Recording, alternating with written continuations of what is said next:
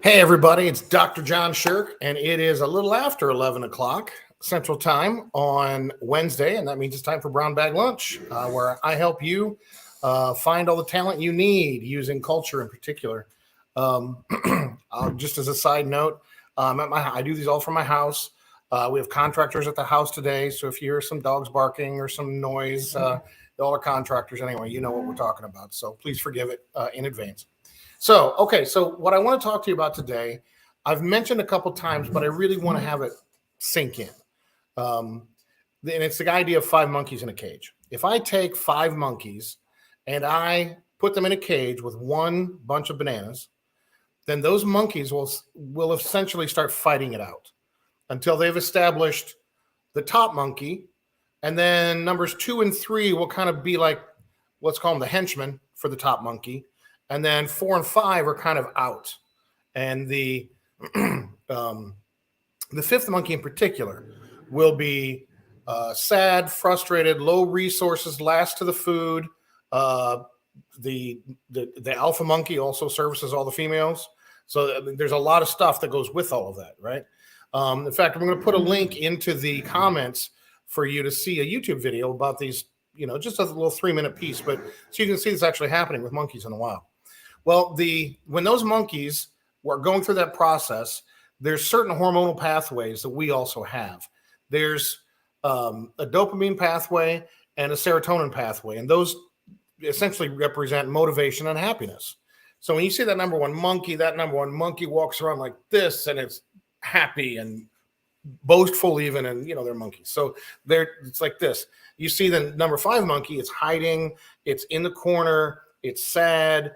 In some cases, it's starving. And so those same dynamics work in human beings as well. And so when we talk about creating a culture that's friendly for technicians, the question is, how do you avoid never making monkey number 5? Okay. And I hope me repeating this, it will kind of sink in for you. Like, what is monkey number 5? It's putting someone at the bottom of the rank order, right? When I was growing up, my family, I come from an Amish and Mennonite background. We used to talk about the Kushwants, which means the cow's tail, the last guy, the bottom of the rung, right? So everybody has this sense of the guy, the runt, the person who's at the bottom. And now, how do we set up an organization of work so that we're not generating monkey number 5s? People do it different ways. Some people do it by saying, it's a competition. And if you're a monkey number 5, you just can't take it. So you're going to have to get out. So that's one way. Another way is saying, I'm going to throw around money and you're going to get to feel status because of the money I'm paying you. That's another way. Another way is saying, we're going to eliminate all the managers. I'm familiar with a couple of different business models where essentially the technicians function like independent contractors and they get business and back office support from the mothership kind of. And it's like the technicians are the customers, and they solve the problem that way. Other companies solve it by saying, we're going to have managers and supervisors with outstanding communication skills. We're going to push net profit back into our techs voluntarily, all of the above, right? So you have to have a strategy to do this. Now, when you're doing it, short of the one where they're functioning like independent contractors, the thing that you have to build toward is voluntary followership. See, the thing that pushes someone to the bottom of that scale is when they have to do something you're telling them to do and they don't want to do it, right? So you can push that button if you want to and say, well, you're just going to have to do it or you're fired. The problem is there's not enough text to fill all these spaces, and there's another company that won't do that, and so you're kind of screwed if you set your company up that way. You're going to churn some people. You're going to have frustrated people, and ultimately you're going to lose the competition for talent. And if it isn't clear, the competition these days is not for business. It's for talent. Let's not kid ourselves. And so as you're competing for that talent, you can't create these monkey number 5s by saying, I'm in charge of you. You shut up. You do what I tell you to do, like that, even if you do it a little nicer than that. Okay. So you have to create communication and leadership pathways to bring them over into voluntary followership. And as you're thinking about a culture that's a healthy culture, start there. How do I take frontline employees and help them shift from involuntary followership to voluntary followership? This makes sense? I hope so. So you're going to work through some things. There are things like nurturing, things like listening, things like giving them more authority. Excuse me. Things like helping them become more by helping them become more of what's already in them. There's investing yourself in them so that something that's inside of you grows inside of them, right?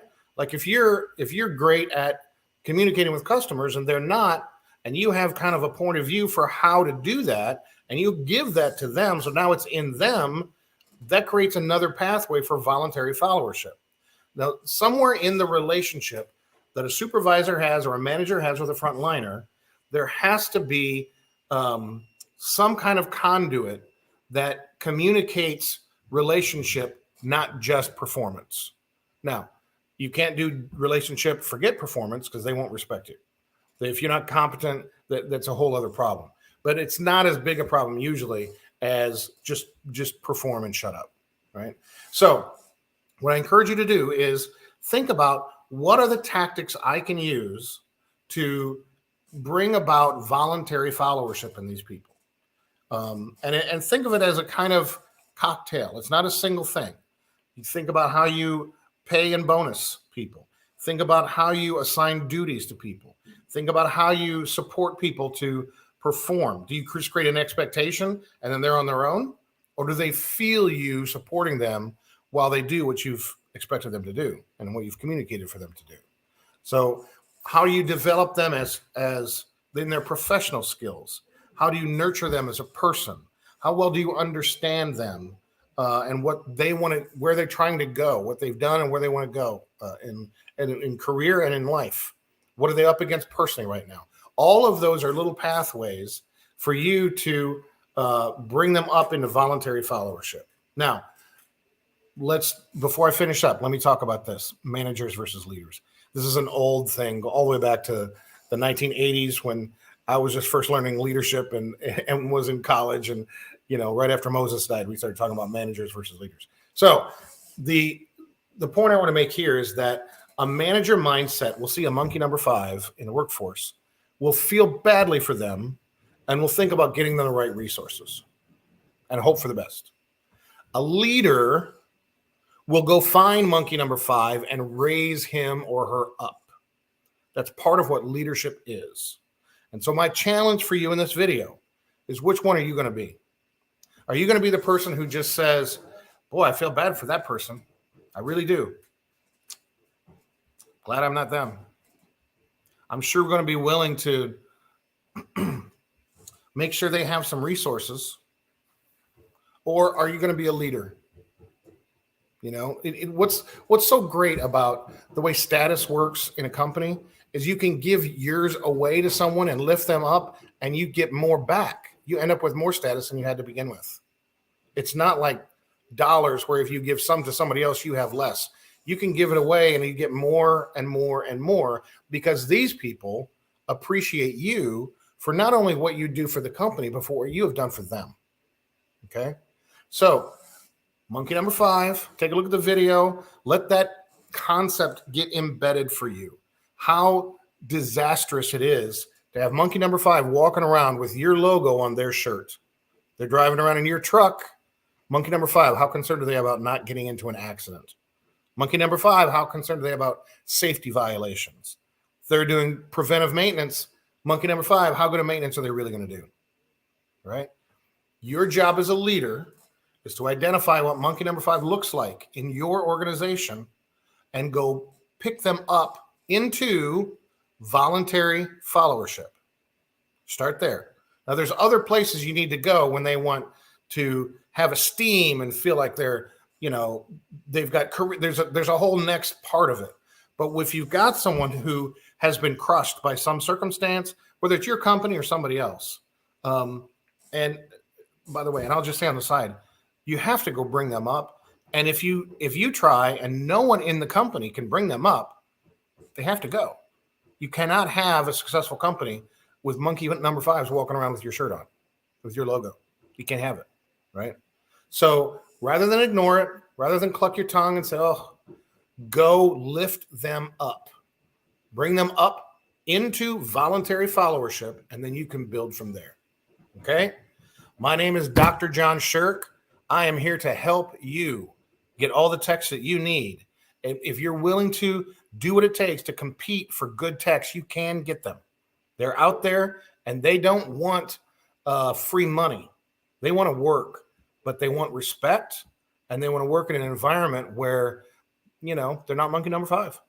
So take that. If you want to share this, if you want to make comments below, if you want to reach out and get on the phone for 15 minutes and get to know each other, I'd love to do it. I do it all the time. I do it every week. So reach out and let's see what we can get done together. Thanks. We'll see you next week.